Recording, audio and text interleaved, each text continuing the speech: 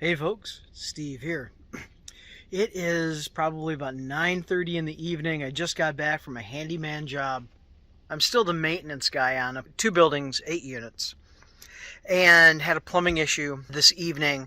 It happened earlier today. Just toilet would not stop running. Not a critical thing. Okay, I'll get to it after I get out of school. Tenant was fine with that. The owner was fine. My wife actually is no longer managing those apartments. She's actually on to bigger and better things, and so the owner has taken back over management, but has retained me for handyman maintenance, general maintenance. Toilet won't stop running. Probably a fill valve. No big deal. So I stop in after school, check it out. Indeed, it's the fill valve. The float is just not activating the shutoff in the upper valve. So, okay, all right, run down to the local supply store where the guy has an account and pick up a couple of things, what I need, couple of extra things just in case.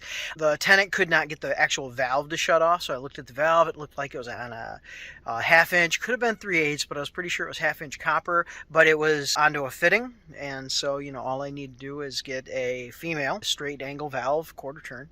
So get down, get all those parts, get a couple of extra things just in case. Oh, it's 3/8 or something like that. Get the water shut off because I'm going to have to replace that valve. So I shut the whole house water, and that's all 4 units in this one building. And so I go up, I get everything out of the toilet, get that kind of put back, and then I go to tackle this valve behind the toilet, and I didn't want to pull the toilet. So I'm back there, and I get a wrench on the valve itself to start turning it. I get a pair of vice grips on the copper itself, and the valve literally goes just a little bit and then just falls right off. And what had happened was, I guess the solder had not really taken to begin with. I don't know how it wasn't leaking down there, but it literally, the solder gave and the fitting just came right off because it was a sweat-on bushing is what it was. So, all right, now what? And my local supply store closed. We're having kind of a little snowstorm here. Now I've got to jump on the road 15 minutes down, 15 minutes back to the local Lowe's. And I have to pick up like everything under God's green earth because I'm not quite sure exactly how to fix this. I've got like this much and then tile. And I don't think I can even get a shark bite on there. Well, long story short, too late. It was a pain in the ass. I had to break the tile, pull half the tile, just couldn't get it out. And I'm the guy that's going to fix the tile, so it's done, right? The tile so I could get onto more copper. Shark bite wouldn't work. I got the shark bite like 3/4 of the way on, just far enough to where it'll leak, continuously leak, but it won't actually lock in, and you can't unlock the thing and get it back off very easily. So I struggled with that for a while. Just a series of, oh, I wish I woulda.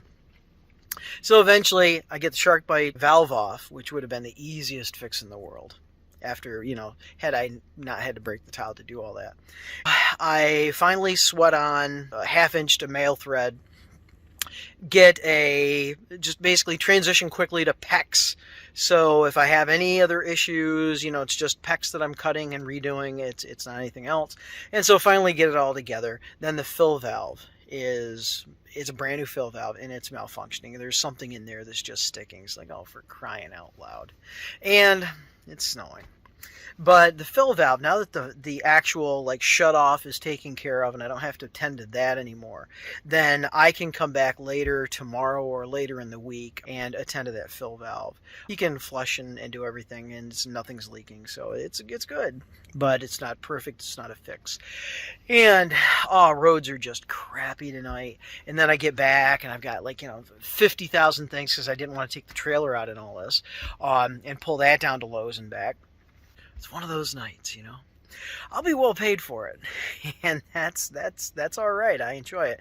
But my wife's going out of town in a couple of days. I won't be seeing her for 2 weeks as she goes out on vacation, and so it's kind of I would have preferred just to stay home and not have to tend to that, but series of dominoes fell. What was simple became a process, and what was a process became almost a how am I going to fix this kind of a process tonight, enough to get the water back on for every other tenant. So there you have it. Life of a contractor, but on the side handyman maintenance guy too. So anyway, I've got just a little bit more to put away. I've got 2,000 little things in there I've got to figure out, but trailer really just lends itself to organization. I just keep going in. This goes there. This goes there. This goes there.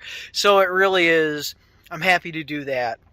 Just in the fact that uh, you know, I don't want to open this up and have like a big pile of stuff that I've got to then tend to because I'm on my way to another job. So anyway, there you have it.